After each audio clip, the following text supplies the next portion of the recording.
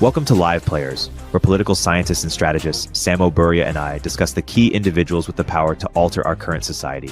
Every week, we provide analysis of the news and case studies of live players as well as key institutions and technologies that make up the global power landscape. Let's dive in. This week on Live Players, we're sharing an episode from Auren Hoffman's World of Das podcast. Samo talks about his great founder theory, historical figures' influence on civilization, the role of extraordinary individuals in shaping institutions, and the evolving challenges and opportunities related to societal trust, fertility, and elite dynamics. Please enjoy.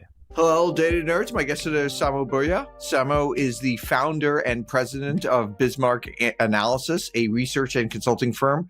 He currently chairs the editorial board of Palladium magazine, and he's an all-around super intellectual.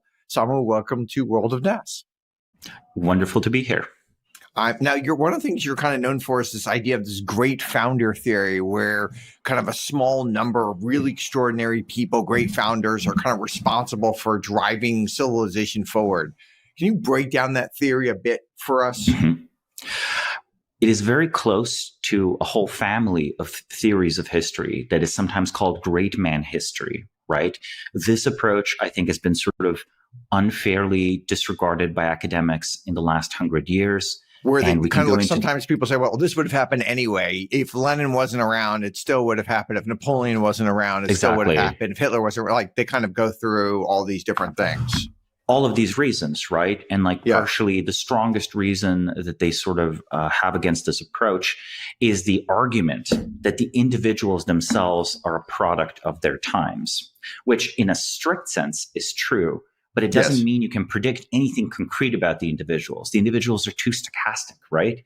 And there's nothing deterministic about it. Like you have many, many people who say grow up in very similar circumstances, and you will only have a few individuals that stand out. There's no way to predict what those individuals are going to be like just from the society that they came from. And I think that's a stronger and harder to defeat argument than the counterfactual, because the counterfactual, it's just too ridiculous.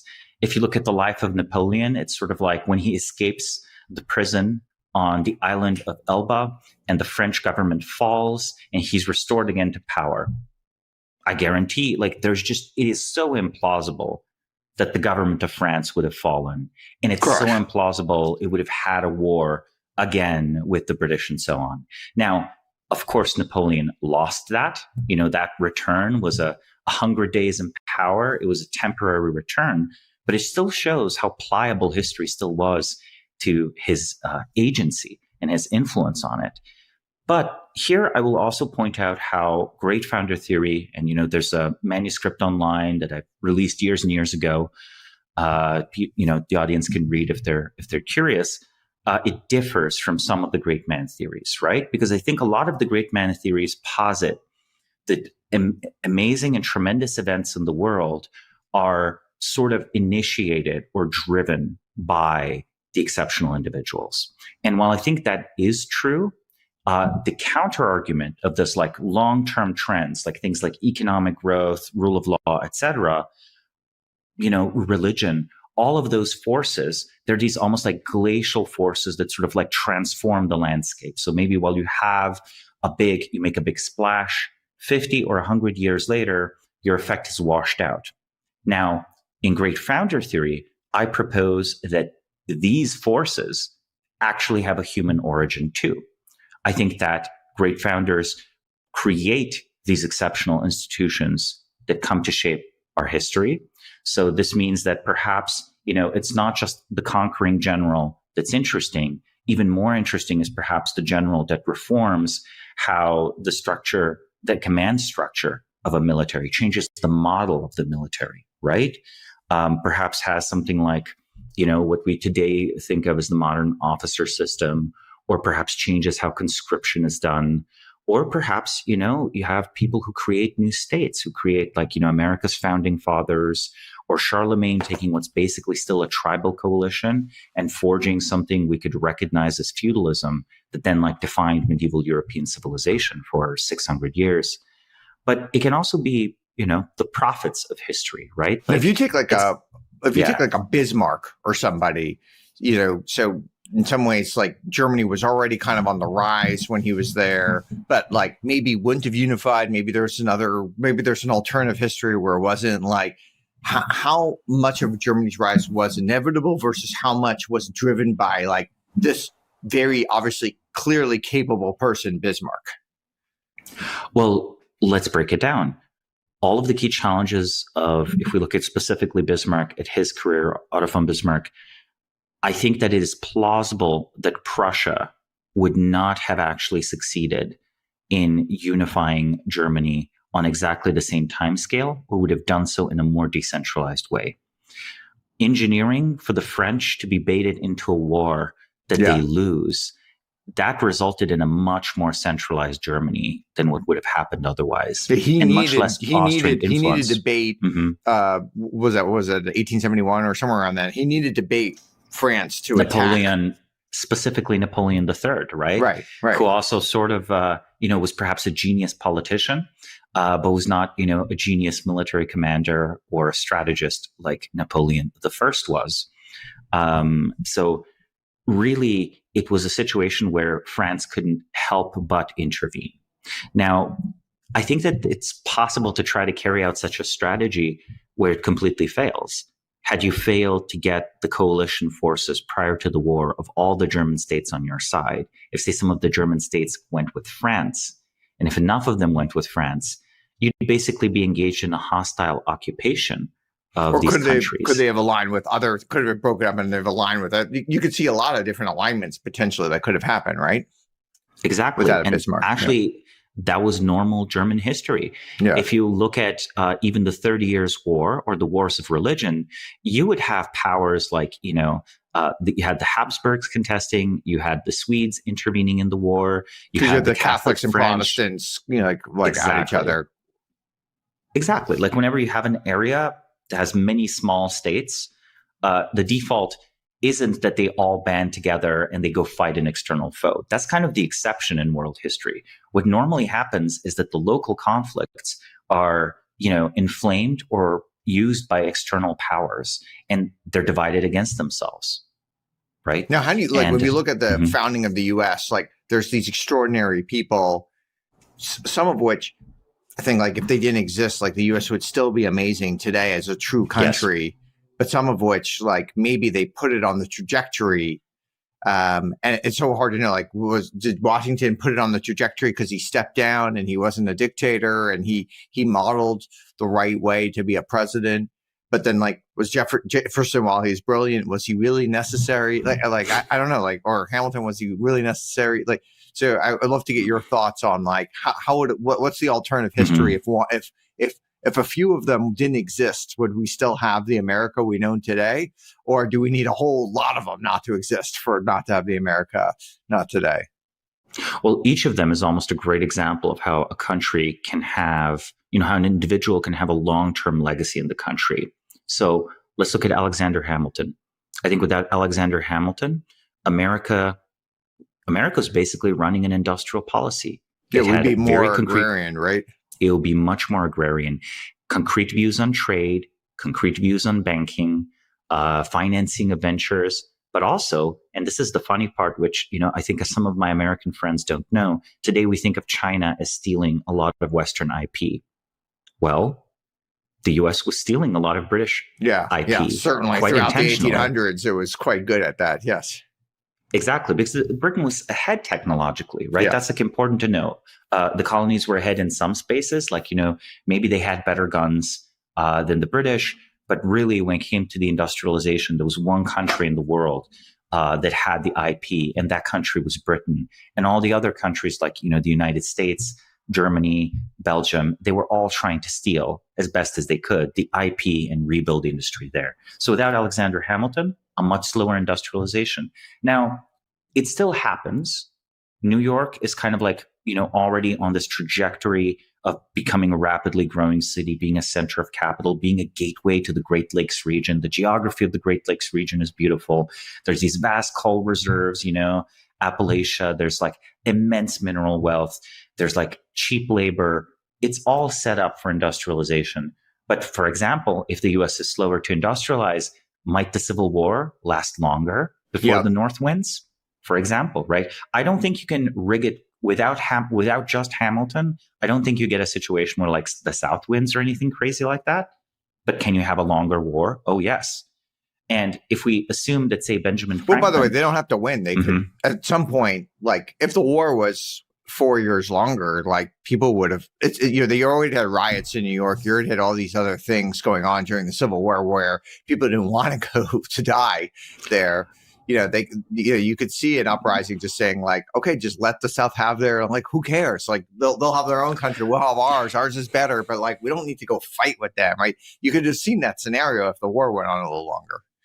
Of course. And here's another funny one about New York. There were pamphleteers arguing that actually New York should declare independence from the Union and just be neutral in the Union versus South conflict. Oh, interesting. It would be immensely successful as a city-state, Yeah. Manhattan is an island. It's not quite Venice, but it is an island. Yeah. So alternate history, independent New York. But for Alexander Hamilton specifically, undeniably, he accelerated American industrial, technical development. He, on the other hand, also accelerated the strength of the federal government. Yeah. So, all else equal, the country would have been more devolved and more, in the political sense of devolution, it would have been more decentralized, right? And then if you look at someone like Benjamin Franklin, I think there's a very subtle effect where the concept of an American genius sort of starts with Benjamin Franklin. The idea that there's an American polymath or an American inventor and so on. And what I like about Franklin, it was a worldwide phenomenon. He was not just known in the U.S. as the American genius, but all of a sudden it became known there are American geniuses. Like when he goes to France, which was like probably like the most, one of the most furthest along countries, they were like, oh, wow, he is a genius. Like when the French say someone's a genius, then they really think this person is a genius. They truly respected him. He was completely the right ambassador for France, like a great intellectual, also someone that was very good at flirting, someone who was very socially, he was exceptional at making friends, right? You can just read his writing, read his biographies. And I think that without his assistance, the diplomatic relations with France would be worse. That's very important, right? Yep. French support at various times and at other times, French neutrality was crucial for about at least the first 30 years of American history, not just their interventions during the Civil War. Not their interventions during the Revolutionary War, but also them being willing to lend support and being kind of a counterbalance still to the British in a variety of contexts. Hey, everybody. Erik here with a word from our sponsors. What does the future hold for business? Ask 9 experts and you'll get 10 answers. It's a bull market. It's a bear market. Rates will rise or fall. Can someone invent a crystal ball? Until then, over 41,000 businesses have future-proofed their business with NetSuite by Oracle, the #1 cloud ERP, bringing accounting, financial management, inventory, HR into one fluid platform. With one unified business management suite, there's one source of truth, giving you the visibility and control you need to make quick decisions. With real-time insights and forecasting, you're peering into the future with actionable data. When you're closing the books in days and not weeks, you're spending less time looking backwards and more time on what's next. If I had needed this product, it's what I'd use. Whether your company is earning millions or even hundreds of millions, NetSuite helps you respond to immediate challenges and seize your biggest opportunities. Speaking of opportunity, download the CFO's Guide to AI and Machine Learning at netsuite.com/102. The guide is free to you at netsuite.com/102. netsuite.com/102.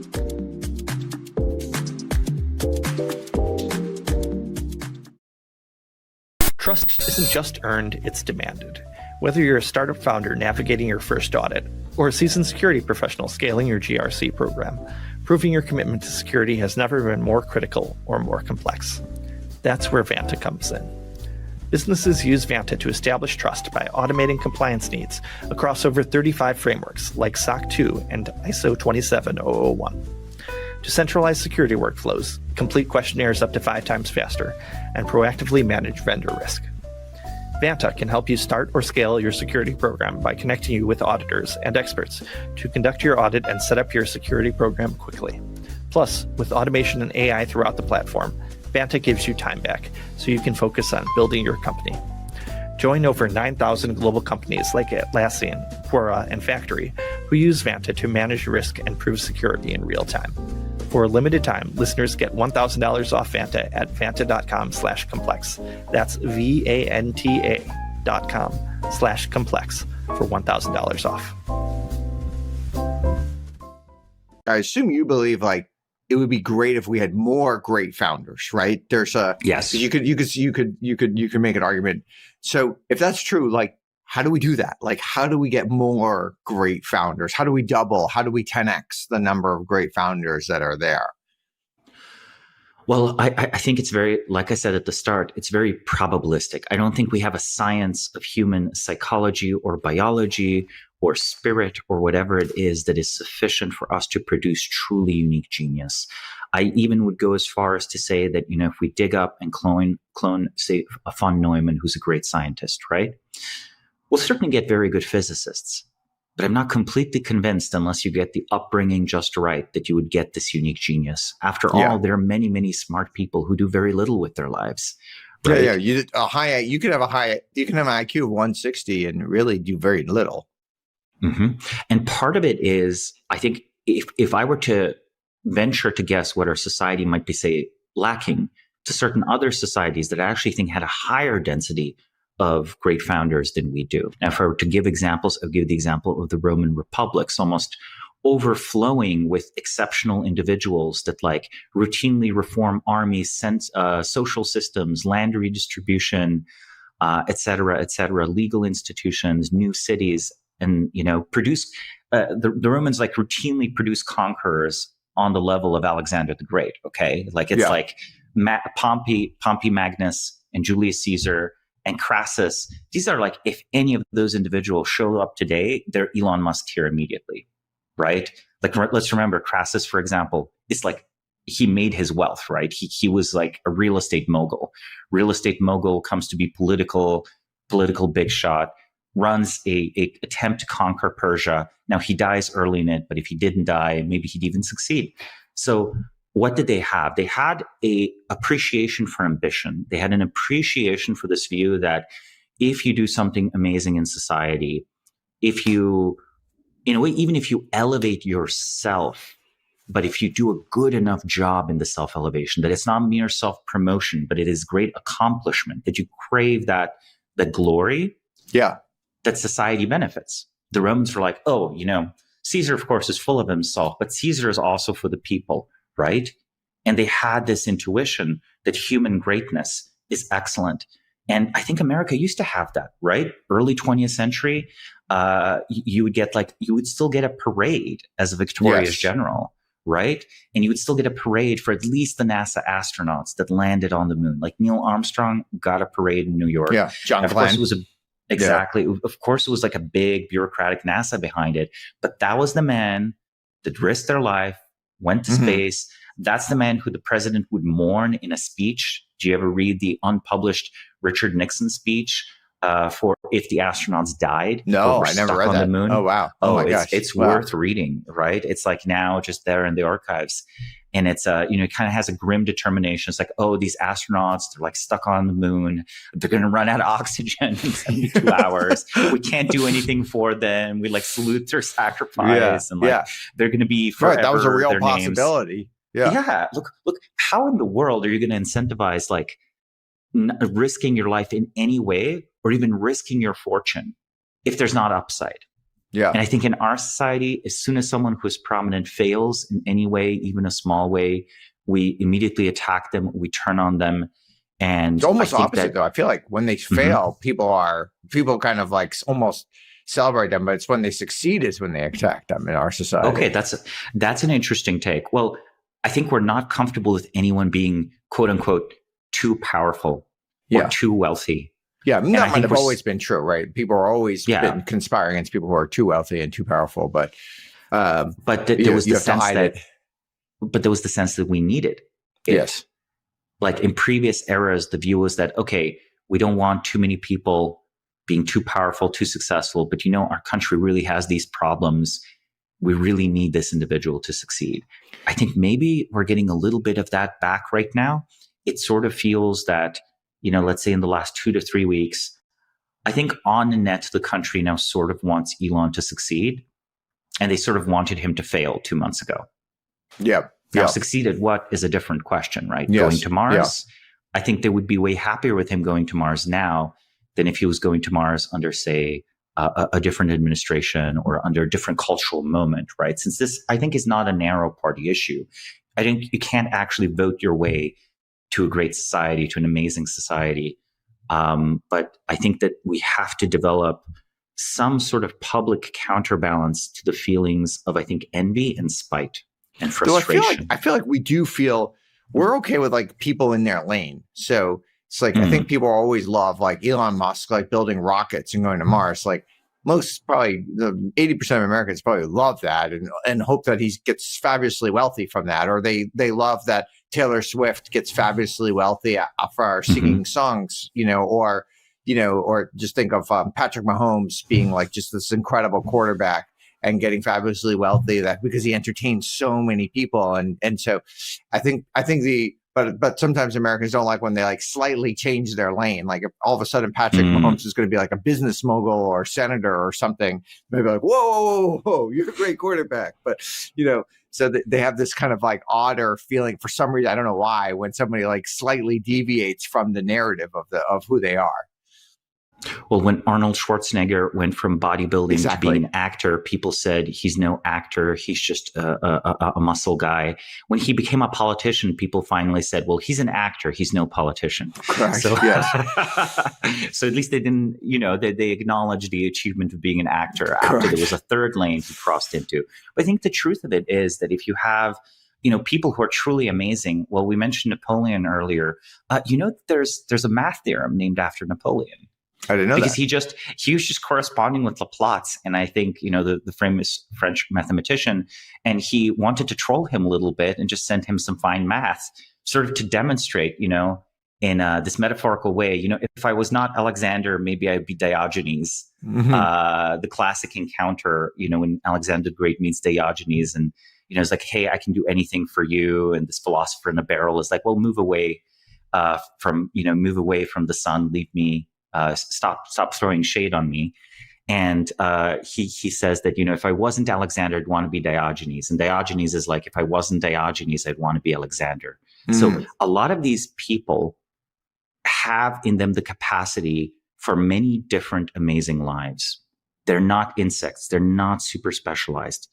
And I think that perhaps that you're correct. I think you're actually right in that very narrow accomplishment is okay with us.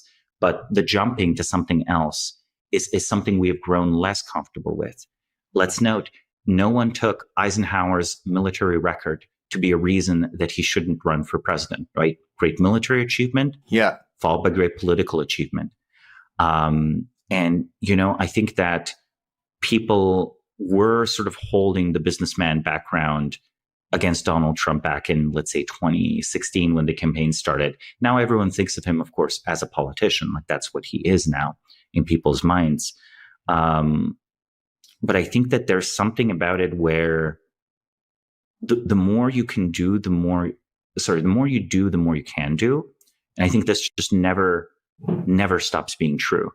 I think it just keeps being true to very uncomfortable levels where we kind of have to face a very inegalitarian conclusion. We can't tell ourselves the story that, if only I trained as much as Mike Tyson, I would actually be Mike Tyson. Yeah. Like that's not true. If only I dedicated my life to music as much as Taylor Swift, I would be Taylor Swift. It's not true. I mean, you can be something else that's amazing, right? But well, in some ways, I that's think for freeing. a lot of these, it's like they have more right? drive. In some ways, it's freeing. Oh, well, I focused on the wrong thing. I spent so much time boxing, but I actually could be great in some other area. And maybe there's like a line that maybe everyone can be great if they just found their calling. But then that's probably also not true either, right? Now, how do you think like the thing of these like? You talk a lot about these live players. Most of the world are these NPCs. These non-player characters that exist.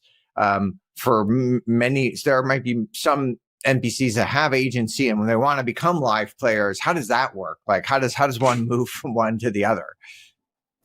I think the concept of a live player that I introduced in a 2017 essay that's been picked up is tied to the ability to go off script. So every time you have every industry, every sort of established field of human action, right, be it academic or otherwise, has sort of a predetermined script of how things are supposed to be. Okay, this is what a successful academic career looks like. This is how many times a year you publish. This is the kind of topics you publish on. This is how you treat your doctoral advisor. This is how you treat your grad students. This is how you interact with, student protests if they show up. This is how you answer email. It's a lot, and it's received wisdom, and people will not be able to deviate from it in the moment. It won't be able to improvise on the spot, and a live player will. So in the academic context, maybe actually say back in the day, Richard Hamming was like breaking social script by showing up and like asking people. I have no idea who Richard Hamming is. Who is that? Okay. Have you ever heard of the Hamming question? No. Okay. The Hamming question he's a mathematician. His name is Richard Hamming. He was quite accomplished, and he would ask scientists in other fields, what are the most important problems in your field? And then he would follow up with the very provocative and rude question, why aren't you working on them? So it's kind of funny. It's an interesting question. Now you can of course answer it, comparative advantage, maybe fluid dynamics is the most interesting area, but I'm not really talented for that. So I'm doing this other thing that's also very good. And we're looking at how ice crystallizes and all of that stuff. But I think people usually don't have the answer. I think people usually are like, it's not really my place. Well, whose place is it? And like, who gets to have a shot at solving the most important questions in a field? So I really want to emphasize this doesn't just apply to like, this person rewrote the book on how to do a tech company, right? Or, this person totally changed French politics. It can also be this person totally changed the field of physics, going around and asking uncomfortable questions.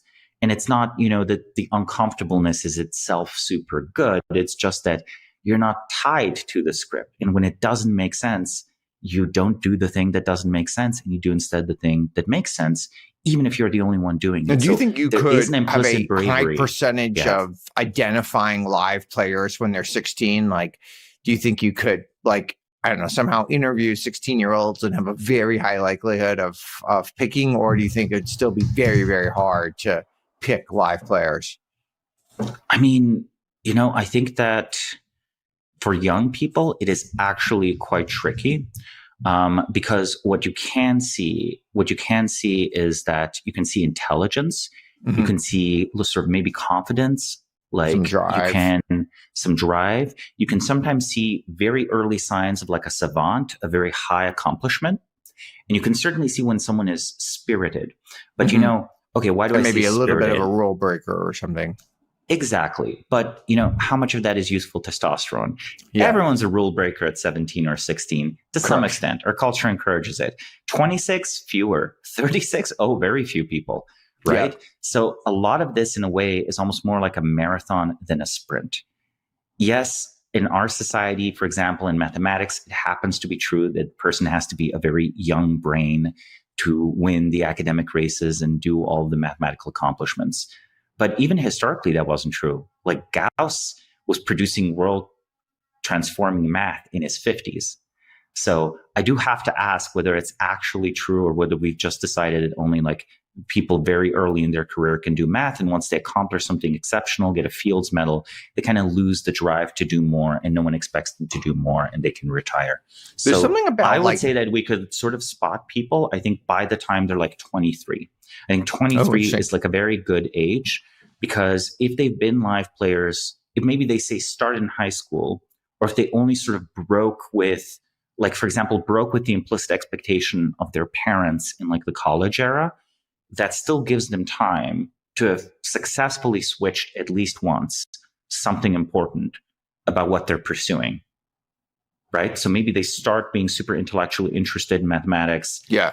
They figure out something interesting and they're like, you know what, actually, this would be a great company. Or maybe they start off interested in biology and then they realize, wait, actually, academia is just so messed up. I'm going to go reform how science is funded. That's the real problem. That's what I'm going to do. And they start doing well right away. So I would look at someone who has done at least two things extremely well. And ideally, they're somewhat unrelated. They can be adjacent. It can be still a logical jump, but it should be the mastery of a totally new set of skills in a way that's too fast to have been preparation. Like a lot of people can be raised to be a doctor or raised to be a lawyer, but that just means you've learned a very high functioning script very well. No one can like go and do amazing things in a new field 2 years in if they're not writing their own script. Now, I know when back in the 90s, like in Internet 1.0, I happened to meet a lot of people who looked at the time a lot like Elon Musk did. Mm-hmm. They had very similar types of exits. They seemed to be very ambitious. And literally none of those people, even they're all young at the time, they're all in their 20s at the time, literally none of those people you have ever heard of. There's not one of those people who I knew back then who you've heard of today. They're all, they're still wealthy, but mostly they created a winery or something like that, and they kind of fell off the ambition path. So how would one know? And I think if you looked at them, they seem like the rule breaker. They're starting the companies. They were successful. But at some point, they just kind of fell off the path, maybe because they were just a little bit too normal, or they were just too optimizing for happiness, or I don't know. How would one know if they're going to fall off the path or not? I think it's a very interesting question as to why does that happen so often. I think for many people, it's sort of like, I think that there's something interesting that happens, which is like, okay, I've made my money, so it's time to retire. And often it's a big amount of money by any objective measure, but it's not often even a Silicon Valley large amount of money, right? It can be like just a relatively low bar, something like, okay, I can now be upper middle class for the rest of my life and never worry about earning any more money. Or maybe it's time for a family, it's time for kids, or something like this. And I think if we were to drill into it, if we were to be able to like talk to them very, very deeply, and they might not trust you. I think every single live player has a very esoteric and strange view of the world under many layers of normality. They have some like crazy thesis. They're like, okay, I mean, now this is no longer a crazy thesis. But 20 years ago, if someone shows up, it's like, the human era is about to end in 25 years. And we are like at the cusp of the singularity. Yeah. That was a way more interesting person to talk to than if someone shows up right now and says, we're 5 years away from the singularity. The end of the human era is near. It's a totally different filter, because I think this is when kind of almost a worldview or like a philosophical position, but it has to be an embodied philosophy, right? It has to be motivating, animating. That's why I often use this term of spirited. I mean, if you were superstitious, maybe you call it a possession or an obsession at the very least. If it enters late in your life where you're sort of like, it's like all your layers of personality are developed, you look around, okay, turns out AI is the thing. That's very different than, you think about intelligence and you read some science fiction and you grasp, wait, but if we had an artificial form of intelligence, that would change everything.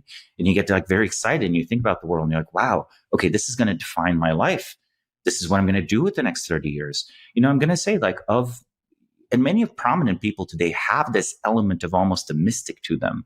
To give an example of someone who's like pretty obvious, who almost doesn't hide it at all, even shows it. I think actually Ilya Sutskever is like, he's practically a mystic of AI. Sure. If you like listen to him talk about, models want to learn, or like the intelligence, or Vitalik fundamental is kind of property like of the for, universe. For Ethereum, like he really does seem like that. In some ways, like the whole crypto thing is kind of interesting to me, because there's these like series of founders there that are somewhat deity-like, right? I'm starting with Satoshi, who we don't even know if it was a person or a group of people, or a man or a woman. We really just don't know anything about Satoshi, and or so maybe a team at the NSA, or right. It could have been exactly. But we then can because of that, we can project onto Satoshi what we want he or she, this deity, to be, and because it's a deity and not a real person, it doesn't have flaws. It's not like cheating on their spouse and doing all this other stuff like normal people that we know of do. So like it's perfect, right, in some ways. And then we have Vitalik, who's kind of the next deity, and then it seems like he is pretty perfect, like in a very weird way. He seems like he actually is a good person, right? Like of all the tech people, I mean, he's like, he probably has like the least evil in him if you had to like score evil stuff, right? He just seems like actually a genuinely good person. Now, like maybe he is a secret evil genius, I don't know, but like, but that's part of the reason. A good person, But ironically, no matter what the mechanism of Ethereum is, the fact that he's such a trustworthy person and such an original thinker, and just basically does what he perceives to be the right thing, that in itself should make someone more bullish about Ethereum. Of course. Right? Yeah. And I think it's not irrational too. And it's kind of funny, right? Because crypto had for a long time this theory of a trustless, how important trustless systems are. But let's be real. At the end of the day, trust in those founders. Yeah, we're trusting under rights. We're trusting Vitalik, right? And then Satoshi may be dead. We don't even know. So it's like then we're trusting this other thing out there. Exactly. I mean, currently anyone who's participating in the crypto bull run is like sort of trusting that the Trump administration will like restrain the over-regulation of crypto that was perhaps otherwise in the cards. So they're at least trusting the administration in some way, or trusting at least to not do certain things, even if they don't trust it to do certain things. Hey, everybody. Erik here with a word from our sponsors. Most of you probably know how much the Turpentine team loves Notion, the sponsor of today's episode. We use it every day for editorial planning, transcript markups, project managing, knowledge sharing, and it's where I drop random 3 a.m. ideas that turn into episodes. Now it has the power of AI, built right inside of Notion and woven across our entire workspace. It's been a total game changer for our productivity and focus. We just used it the other day to architect the content schedule for next month across our network. Notion combines your notes, docs, and projects into one space that's simple and beautifully designed. The fully integrated Notion AI helps you work faster, write better, and think bigger, doing tasks that normally take you hours in just seconds. Try Notion for free when you go to notion.com/upstreampod. That's all lowercase letters. Notion.com/upstreampod to try the powerful, easy to use Notion AI today. And when you use our link, you're supporting our show. That's notion.com/upstreampod. Speaking of trust, like there's been this decline of trust in elites in a society. Are elites less good today than they have been in the past? Like, is that trust warranted? Well, I think trust has to be earned. Yeah. And I think we should not be developing, let's put it this way, we should not be delusionally trusting, because misplaced trust will be abused and eventually will be broken anyway. Because no matter how much you might exhort people to sort of like, have faith in their government, there's some bad people, but, it's good on net, behave in a good trust way to the universities, to your HR manager. Like, it has positive externalities if you act that way. But in another way, no, actually, low trust is a healthy immune response to institutions and individuals who are no longer worthy of receiving how do you square the that? subsidy. Because like we have like, it seems like we have lower trust in institutions, but we still have like a fairly high trust society. Like we still kind of trust that no one's out there like gonna rob us and stuff, and we're still generally like, we interact with people. I'm wiring money, to people all the time. Like, I still have fairly high trust. They're not going to abscond with it to, Venezuela, and we're still like in business. It's very, in like the U.S. is very high trust in business, like extremely high trust. That's true. Like, just to trust like a complete stranger, and if you think of venture capital, a complete stranger shows up with an idea and you're like, great, here's $1 million, it's like, so it's like kind of crazy that we do that, but we do that because it actually generally, it works out. Like they usually don't abscond. Like they're not like bad. They're usually not bad actors that are out there. So how do you square this kind of like lower trust within institutions with still like fairly high trust of everyone in society? I think we are declining from a very high baseline of trust. Okay. I think there used to be a very high baseline of trust in everywhere interactions, we're declining. Business and politics. Well, in politics, it's pretty straightforward. Like the General Society survey if you compare results from today versus the 1950s, I think the only institution that is still trusted at 1950s levels is the U.S. military, and even that's losing points.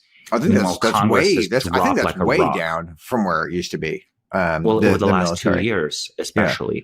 I think the military has been going down every year obviously Vietnam, it took a hit, but then the Iraq War took a hit and Afghanistan took a hit. But the presidency and Congress and the federal agencies actually lost the trust even faster. So it's sort of the question of relative what is the last man standing, right? What is the most trusted organ of government? I will note that, I don't think the U.S. is going to have a coup anytime soon. But, in countries where the only trusted organ of government is the military tend to not be the happiest countries.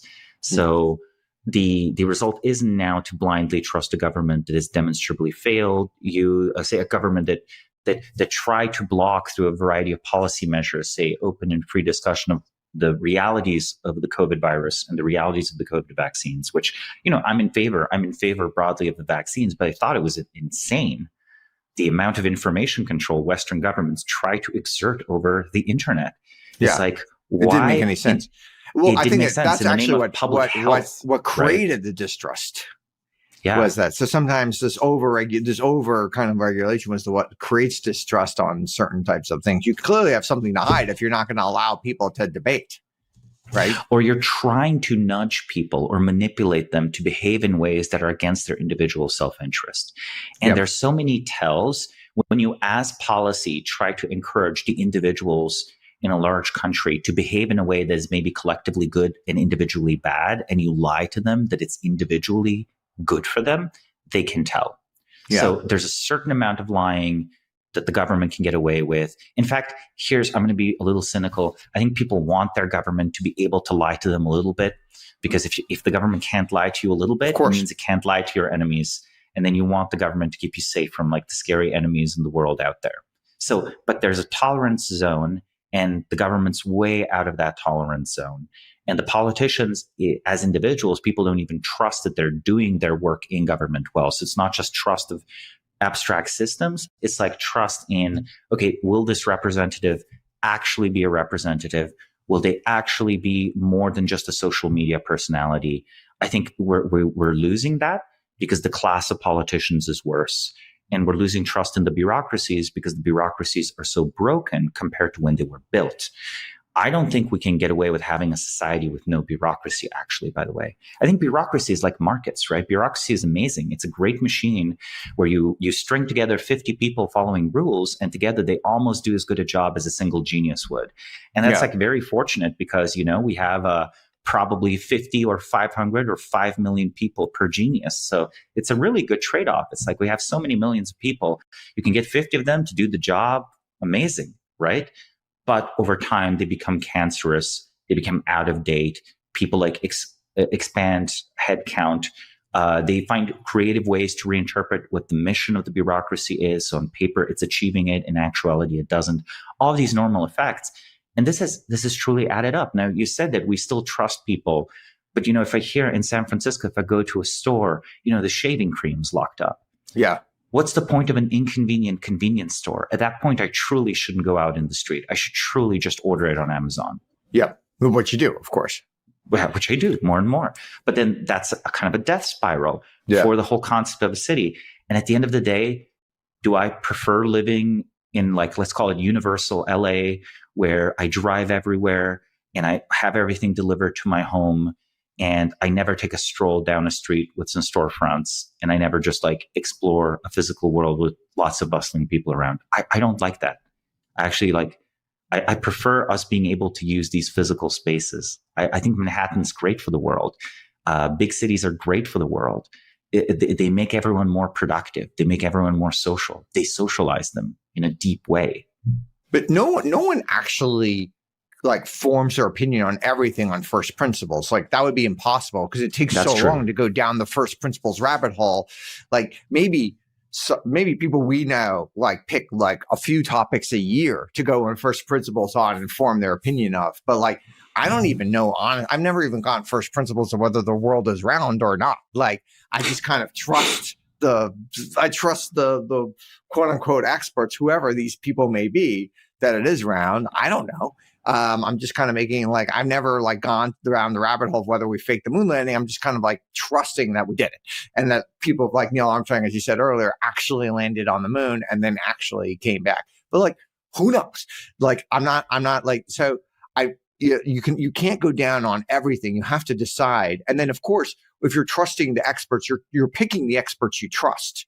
So everyone is trusting some expert somewhere on something, right? They're going on the internet. It could be on the internet and they're looking at some YouTube influencer who's an expert on your health, and they might be trusting that person over the quote unquote medical establishment. But everyone is looking to an expert to trust on almost every single issue, and then rarely ever going on first principles on anything.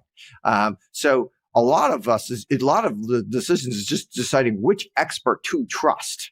And hopefully that person went on the first principles on it, and we are going to trust that they did a good job doing that, right? Or is that kind of like in the end what we're doing? And so now it's not that we're trusting experts less, it's just we're trusting different experts. I think that's correct, because it's not like there's generalized skepticism. But for example, you might not trust the FDA, but you trust the bodybuilder Twitter account that you follow. Correct. When figuring out your diet and how to lose weight, right? You don't follow the food pyramid. And why pyramid. would you trust, it's like, because at some point you're like, the food pyramid has been wrong, right? Exactly. They had this idea of this food pyramid. Who knows how that, no one even knows. No one even knows how actually that even came up. Like, it's not even clear. So it's like, okay, well, they've been lying to me all this time. They don't maybe even know why they're lying to me. They may not even know they're lying. So I'm going to find another expert who maybe is lying to me, but I don't know that they're lying to me yet. So I'm going to go to that person because, like, fool me once, shame on me. Fool me twice, fool me twice, shame on me. Sorry.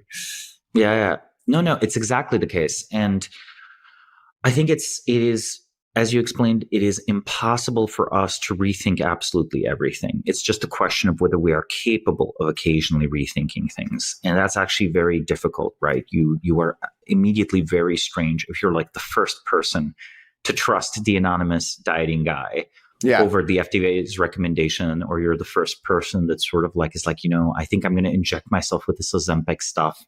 I think it's pretty good, actually. I've read the papers. And everyone's like, what are you doing? Like, what? Well, there's safety in numbers too. So if you have enough friends or people you like who trust this person, then you're more likely to trust this expert in this one narrow thing, right? Yeah. And I think that there's perhaps, let's put it this way, as long as we have the mechanism in society to update eventually the legal recognition of who are the best available experts in our society, this is actually a pretty healthy process. Yeah. Because over time, people will, I think if given enough time, people will cohere and find the new experts. Now, whether these experts will be accredited, like will they be credentialed? Will they be recognized by the government or by big companies in their official decision-making? That's another problem. So I think there's like individual trust, like on that level, the whole internet has been slowly rerouting to new sources of trust, like new media platforms, new writers, new scientific authorities on all sorts of topics. Some of these are, of course, bad. They're like, medical misinformation is rife, both among so-called experts and among the contrarians.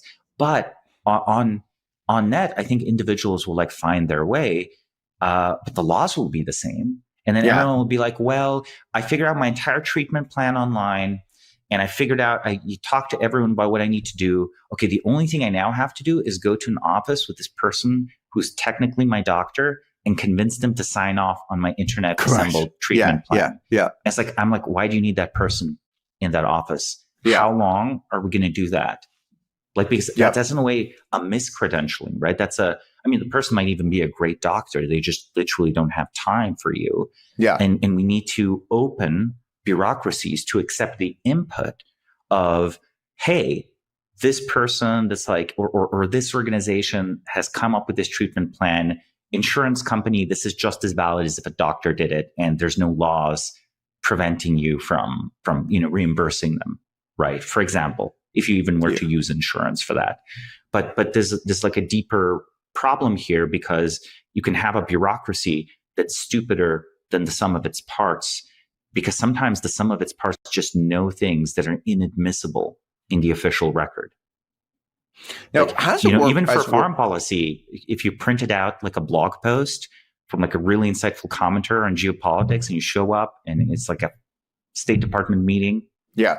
I don't think that works. Now, maybe it works in the Trump admin, well, but even I don't think it policy, works. It's been, yeah. Well, I think the U.S. foreign policy, I think some other countries are quite good at it, but U.S. foreign policy in some ways has been so discredited over the last 25 years. The experts have just been so wrong at almost every big issue. They're maybe right on a lot of the small ones or whatever, but at least on the big issues, they've been wrong on almost every one. That I think it's much easier to do today. Yes, but still amazing how much power these quote unquote experts have when they've been wrong so much. Right? Imagine investors who've just been wrong on literally everything for 25 years. Like they probably would not be the ones in power anymore if that was the case, because they would have lost all their money. So it is kind of interesting to me that that even though we've essentially lost the kind of like you run all these big bets and you're wrong, you invaded Iraq, whatever the big bets were that were completely, utterly wrong, were disastrous things, yet you still have lots of power, which is kind of funny to me. Now, if we're in a, like, there used to be a scenario where like there really weren't any live players, let's say after the age of 80 or something. I mean, it was just like, maybe historically there was maybe one or two, but it's it'd be extremely rare where that would have ever happened. Either they died before then, or like they just were just not functioning as a live player. But we're moving to a world, and maybe even 70 for many cases that was probably the case. Now we're moving to a world where like they're clearly going to be live players after 70. There's clearly going to be live players after 80. There may be live players after 90. Maybe live players after 100. How does that? Because now we're just gonna have like the life. It will be a quote unquote live player for much longer. Napoleon was really not that much of a live player for that long. He's briefly he died fairly young. Player. Yeah. And so he's briefly a live player. People are going to span a much longer life cycle of being a live player. Like, how does that change things? I've had this discussion related to life extension before, and let me propose that actually very long lifespans will be a boon for true merit, not a detriment to merit. Let me explain. Okay.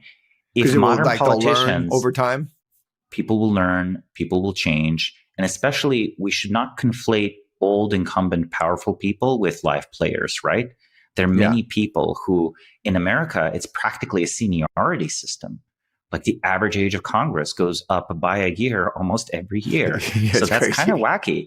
We are now and I think the average age of Congress, this is a depressing one. I think it's the average age of Congress right now is like about 10 years older than the Politburo in the 1980s, the Politburo of the Soviet Union. And we called that gerontocracy back then. Right? Yeah. Because America was more certainly youthful. The Senate is very old. The Senate is very old, right? Yeah. And to be fair, the word does mean old, right? Senate is sort of senior and the Latin, et cetera. But it's not supposed to be that old, okay? It's not supposed to be that old. Yeah. Even the Romans would be like, what are you guys doing? So I do think that, if Benjamin when you Franklin think of like had Lyndon access, Johnson, let's put it this way. If Benjamin Franklin had access to TikTok, I think great things would be happening. I think it would be tremendous. I think he'd figure out how to do it. I think he'd probably even figure out like new little viral dances, but also he'd probably educate you about science, and he'd come to his own bespoke opinion on vaccines. Yeah. And of course, maybe occasionally he'd have to defend a statement he made in 1820. But by that point, there'd be so many other people around who made like a statement in 1820 that is like now racist or sexist or whatever, that the actual statement of, hey, I was very young, it was a different era, I've learned better, here's the things I've done in the last 100 or 200 years where I've changed my social views, I think that we would be better off. Like, wouldn't you feel better if in modern politics you had some of the greatest politicians of the last 200 years competing together on an even playing field? I think that would actually result in mere seniority decaying. Because let's put it this way, I think that, even a young, like, let's put it this way, a 30-year-old Alexander Hamilton would certainly outmaneuver in politics a 150-year-old Cromwell if he was forced to compete with him. So I think there will always be new geniuses, new young people who will come to succeed and who will come to like compete with the old life players. Now, gerontocracy as a whole, though, is a massive problem as we move into a low fertility regime where even the United States is a low fertility country. It's just masked by immigration. We literally have European tier fertility in this country now. It's like TFR 1.6. It used to be the case that elitist games in all human societies in all places favor the old, and democratic games tend to favor the young. But what happens when the median voter is old? Then you have a world where both like populism is gerontocratic and both and elitism is gerontocratic too. And of course, your bank account keeps going up if, let's say, the economy is growing and like you're invested in the stock market and the stock crashes never and corrections never happen. So compound interest also works in your place. So anything on I don't know. We're going to have to do something to empower young people systematically. Like I think let's double click on the fertility stuff, because I know that's like that's something that you're super interested in. Mm-hmm. I mean, we now have like Japan is kind of like a mid-fertility country. We used to think of it as like a super low fertility country, but it's kind of been flat for a long time. I think what are they, TFR 1.3 or something like that? They're in that range. Okay, so like that's actually pretty good. That's better than like it seems like most of Europe now, right? Certainly better than most of East Asia, right? Sort of way better than China, way better than Korea, et cetera. Well, Korea is what 0.6, 0.7, 0.8 in that range. Yes, I mean, this is insane, right? I assume China's in that same kind of range as well, which is crazy, especially in the cities, right? If you look at Hong Kong or Singapore, or if you look at Shenzhen, like the official statistics for China, below 1. The official ones for China are like a little above 1, but they might be inflating them, right? I think we've entered the point where countries are going to hide how much their population is declining. For example, a census in a European country like Romania or even Ukraine is politically super explosive, because then you have to admit that during, say, the last 10 years, 20 or 30% of the population moved out. Right. And what does the census even mean? Because you might still be counting people that moved out. Don't live. Yeah. Don't live, don't work. Don't make babies. In the country. But they move to Poland, or they move to the UK, or they move some other place, or something like that. Like at least in the US, like people aren't leaving the US usually. It's pretty rare for someone to leave the US for another country. We're not that much of an exporter of people to other countries. But yeah, when you think of some of these other places, like you've got this like doom loop that they're eventually kind of exporting folks outside of it. But like, what is a country can like? Do you think?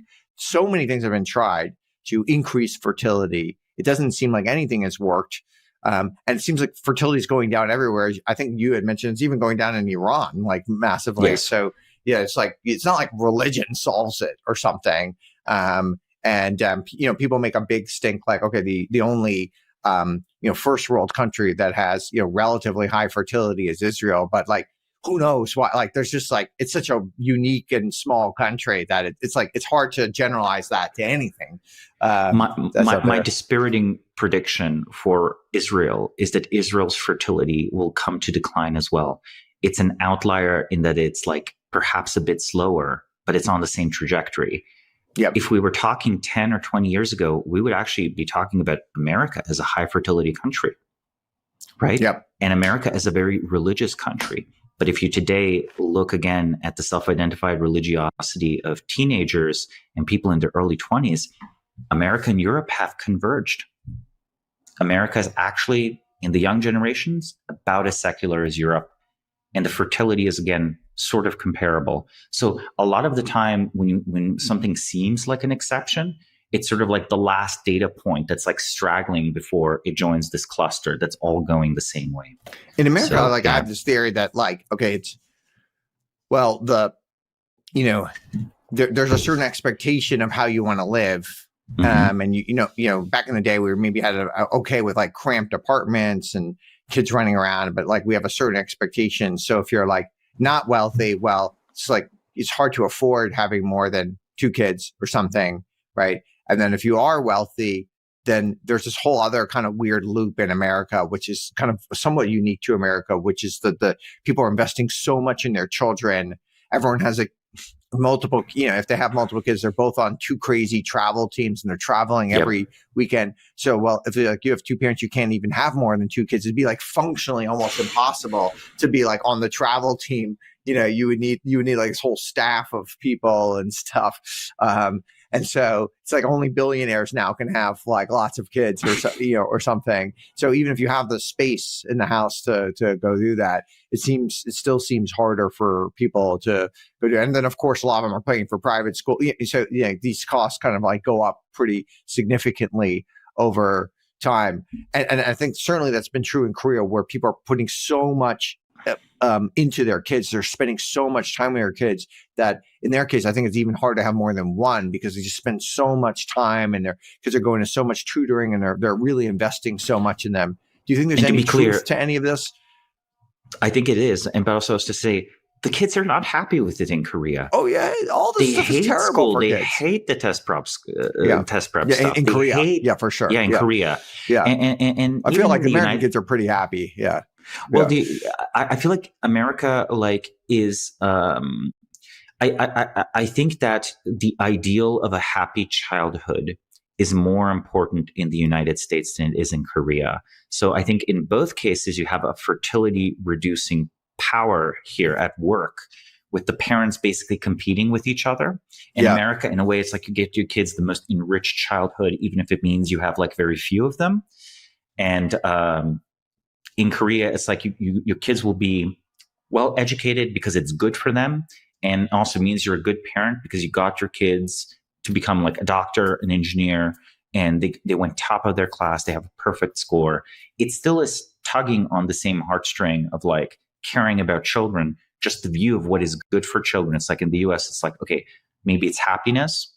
And in South Korea, maybe it's education. Though I would say even in the United States, I bet Americans overvalue formal education at this point. There are definitely kids in America who have a completely choreographed high school resume, all in the service of trying to get them into an Ivy League university. Yeah, of course. And they're all on the fencing team or something, or the sailing team to help them. A lot of them burn out. Yeah. After they get into the school, their parents are okay, go be happy. And they're like, I don't know myself. Yeah. I guess I'm going to be a consultant at McKinsey. I don't know. Maybe. That's what happens. They're all at McKinsey. What? No. Yeah. So that's kind of like something that destroys, not just to riff back on some of our previous topics. I think it can derail, or it's a detour in the life of a live player to be like shepherded excessively by parents, being given opportunities. Yes. Guidance. Sure. It's useful. But I think that there's a way in which parents are way more responsible for what their children do now than they would have been 100 years ago. It's like, you could literally, as a kid or a teenager, you could literally get a job and never talk to your parents again at 15. For example, if your dad was like a raging alcoholic, or if they had a religion you disagreed with. So even though in a way children are much more protected, maybe, and I don't want to see them working in coal mines. That's fine. But wouldn't it be interesting if it was more normal that a 15-year-old could like start a company if they want to? Or they can have a normal job if they want to. Yeah. Or they can be honestly, like, contracts. What's wrong with working in a coal mine? Like, go for it. Like, if you okay, yeah. I mean, we have we have now. You have the masks and so on, so you don't destroy your lungs, et cetera, et cetera. Yeah, but I'm just saying, I understand the impulse behind banning child labor, but I think we've become such a rich society that it's like the hyper exploitation is not going to happen anymore. It's just going to be like mostly win-win situations. And I think the liberation of children is something that the United States could do more, where, for example, how many parents are now comfortable to have their children go for a 5-mile trip and back unsupervised? Almost none. And that was very normal. Correct. Even 70 years ago. Yeah. Even 20 years ago, it might have been very normal. When I was a kid, that was normal. Yeah, exactly. So what the hell happened? Yeah. And sorry, not even just 5 miles, let's say, even a 1 mile trip, 1 mile trip, sure. People aren't happy with, yeah, right? but the 5-mile one's not arbitrary. Yeah. You've seen that sort of scope of shrinking. There's like this map online that shows over generations how the range of where people let their children go on the same town just kept shrinking generation after generation. Most parents I know won't even let their kids go outside their house. without knowing where they are, without unsupervised, or that's just extremely rare nowadays. And then, of course, the only youth culture possible exists online. Yeah, because that is the only space where they can go on their own. Of course. And now you're even perhaps supposed to maximally monitor their online exposure, right? So it's sort of like the situation where we have put onto parents the task of making the world safe for their children, or rather keeping children safe from actual dangers, because there are actual dangers, to be real. But two things: our tolerance for danger has dropped so much that I think we are too into the safety. Yeah. Too into safety in all dimensions. It's like, let's put it this way. People might think you're a bad parent if your kid gets into an injury, but I'm going to be like super provocative and say, if you've had like 4 or 5 kids and none of your kids has ever broken a bone, you're also a bad parent. You've actually smothered them. You've actually made the world much too safe. On the They've probably not been physically active. Generally, they usually are on the soccer field where they break their bones nowadays, right? Which is maybe fine. Sure, but that's better. That at least means you let them play a dangerous sport. Okay, there are people who won't even do that. Yeah, right. Yeah. Look. People are now getting married later too, right? And now. I don't know really if they're getting married much later than they have been historically, because historically, I think people did get married, especially men got married very late. I think in the 60s in the U.S. was the all-time lowest age for marriage, certainly for men, and women has always been younger than men, but certainly for men it was way younger. It was probably the average age for men getting married for the first time in the 60s was in like their early 20s, whereas I think at the beginning of the 19th century, beginning of the 18th century, beginning of the 20th century in the 1900s, it was probably like in the 30s where men got married. So it probably went down 10 years during that time frame. And then now it's starting to come back up to like the 30s again and stuff. But of course, back in the 1900s, we didn't have birth control. We didn't have other things that were preventing people from having lots of kids. Like now we have all these things. And now that people get married later, like it's just harder to have lots of kids. If you get married when you're 35, it's just, just technically more difficult. You have to have IVF. And then of course, like, well, you're older, you don't have as much energy, all these other types of things as well to have lots of kids. I think part of this transformation is that, people say that, say artificial wombs or better reproductive technology will solve this problem. Yeah. But I think if we make it possible, and by the way, I'm in favor of developing those technologies. However, if we make it possible to have your children in your 60s, biologically your children in your 60s, I think the same sort of red queen race, the same sort of competitiveness to seem like a good parent, whether or not it's actually good for your children, to be best at your career and like invest everything in your career at the right time to get into the right spots in the right corporate hierarchy, whatever. I think all those races will intensify to the point where people will feel that they can't have children before 50. And, maybe then life extension kicks in, but there's another deep cost to having children later in life. It's not just total fertility. It is intergenerational continuity. How much time do you have with your grandchildren? Yep. Right. And look, while of course the world has changed massively, and the baby boomers, well, perhaps they weren't like the font of wisdom. Maybe they were more like the broken link in the chain. I still think that human nature has some persistent truths to it.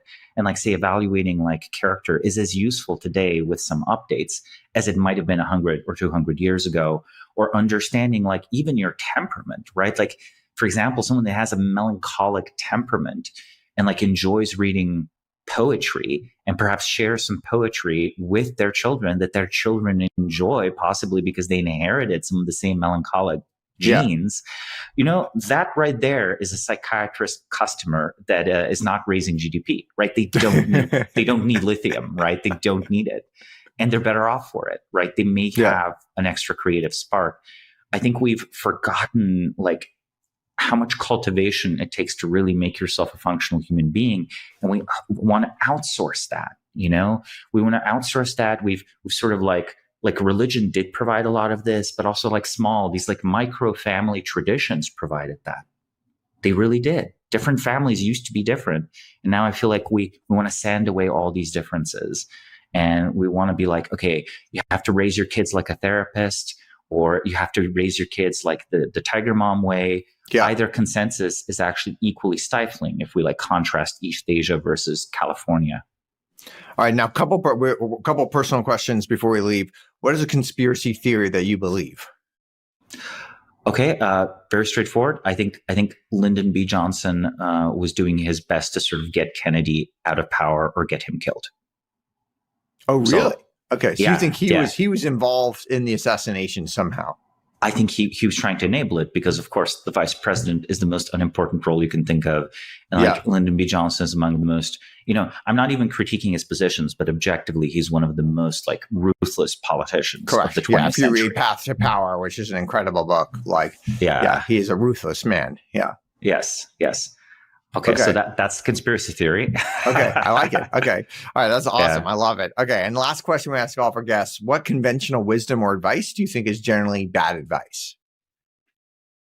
That's tricky, right? Because I could give many normal answers. The answers that are normal in our Silicon Valley, like contrarian set. Like if I were to say, oh, college is overrated, et cetera. Right. Nowadays, that might be that's conventional. Common wisdom. Yeah, it's conventional. So let's try to stay actually unconventional. And, okay.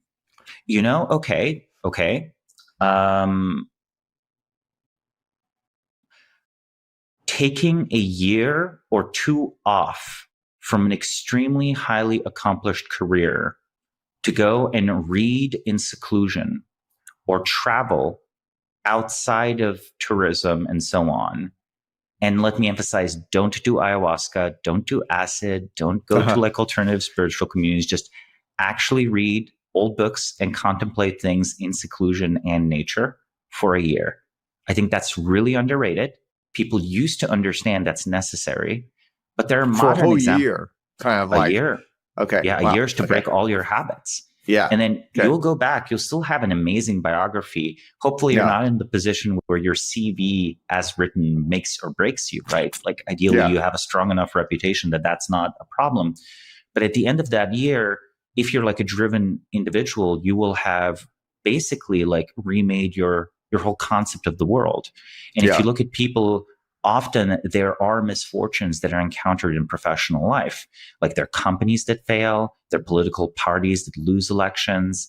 Sometimes, in cases, I mentioned Mike Tyson, he went to prison and he actually read a lot. Yeah. He actually read a lot there, right? Yeah. So the use of that, the use of reading, like in a way, we are a post-literate civilization. So we're undervaluing reading. And we're undervaluing the reading of like a book as a full format, not fragments on your phone, not doom scrolling. So I would honestly say that, this concept, the Roman concept of otium, right? You could call it leisurely or free time, but it's almost this self-renewal.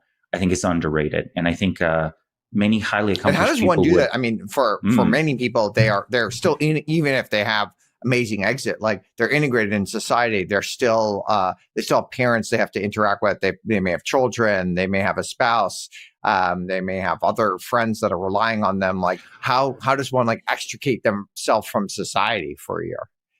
Well, I have no solution for a spouse that will not go with you to the ends of the earth. But to be fair, that's a very rare commodity in any era, in any time, in any place. Right. So, that's hard. Find that but person. For children, usually, if you can take them you're with well you. Off, you can take them with you, and they're not going to have a bad year. They're really not going to have a bad year with you. They'll probably learn more. Yeah, exactly. And again, the extrication is so that you, after having been very deeply socialized in a very successful industry, you achieve distance from it before you do the next step. Yeah, or distance from your previous politics, like when Dominic Cummings was like, in British context, kicked out of politics, he just, he said this in interviews, he just like started reading a bunch again. Yeah. And of course he'll be back in politics. If I were to bet on an individual being prominent in British politics over the next 5 or 10 years, it's going to be him. Of for course. those who don't know, he's a Google live him player. and his involvement in Brexit. Exactly. But the breather, the chance to think, the chance to like have, it's not even that your cortisol goes down, it's that your sources of information decorrelate from your current network, and you can go back to the network. This is why in politics, often a political defeat is what happens before a comeback. It's not clear to me that Churchill would have done as good a job during, say, World War II had he not been basically a disgraced politician before then, right? Because he advocated the disastrous Gallipoli campaign. And he did a lot of writing. He even wrote some science fiction. People can find it. Every president in my lifetime before Trump lost a major election. Trump was, Trump lost. Trump won before they won the presidency. Right. So, Clinton lost in 1982 for, re-election, for governor. George W. Bush lost for Congress. Barack Obama ran against Bobby Rush for Congress and lost. So you just have all these, Reagan ran against Ford, and lost for the presidential nomination. So it's a constant. Really, Trump was literally the first one to kind of break the mold of kind of like never lose an election before running for president. I mean, I think that it's going out into the wilderness and being, first off, being able to endure defeat, but secondly, also being able to wean yourself from the addiction, because every profession has its own deep addictions.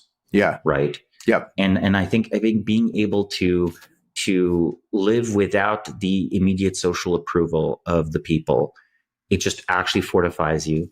And then since no one else read books, let's be real. If you read 10 books on a topic, probably top 0.1 percentile, unfortunately. It's interesting on that topic. We're taping this in kind of like mid-November 2024. I'll probably end this year with reading about 50 books. And I think I'm reading way too much. And my New Year's resolution for 2025 is to read way fewer books. I feel like many of those books are just not impactful. They're not helping me. True. They're not, they're kind of somewhat enjoyable. There are many bad books. Bad books. Yeah, they're somewhat enjoyable. Just like watching TV is somewhat enjoyable and stuff like that. But maybe I should have actually just watched more TV. Like maybe I should have replaced with watching more TV. Maybe you've done that already, right? I'm just talking. Again, there's no universal advice, but you know what? I bet a significant 1 year change where you do something really, really different. And I know you've done several things that are quite different. So I'm just going to watch more TV. That's my New Year's resolution. Honestly, I would read Auren film reviews. I would take your movie recommendations. Okay. All right. I like it. All right. Well, thank you, Samo Burja, for joining us on World of DAS. I follow you at Samo Burja on X. I definitely encourage our listeners to engage with you there. This has been super wide-ranging and a ton of fun. So thank you very much. Thank you. Thanks for listening to Live Players. Please subscribe, leave a review, and check out Samo's excellent newsletter, The Bismarck Brief, for more rigorous analysis of key individuals, institutions, or industries. Live Players is a production of Turpentine, the podcast network behind Econ 102 with Noah Smith and Moment of Zen. Hey everyone, Erik here. At Turpentine, we're building the first media outlet for tech people by tech people. We're the network behind the show you're listening to right now. We have a slate of hit shows across a range of topics and industries, from our AI and investing cluster of podcasts to shows that drive the conversation in tech with the most interesting thinkers, founders, investors, and influencers, like Econ 102 with Noah Smith.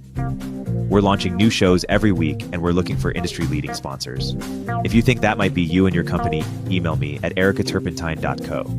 That's ERIK at turpentine.co, and let's partner together.